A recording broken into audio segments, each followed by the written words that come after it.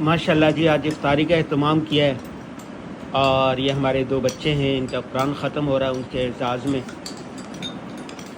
قاری صاحب ہیں، اور ماشاءاللہ حدیث پاک میں آتا ہے نا کہ رمضان میں مومن کے رزق میں اضافہ ہو جاتا ہے۔ افطاری کے وقت پتہ چلتا ہے واقعتاً اضافہ ہو رہا ہے۔ ہر آدمی کے دسترخوان پر 2-3 ڈشیں تو لازمی ہوتی ہیں ماشاءاللہ۔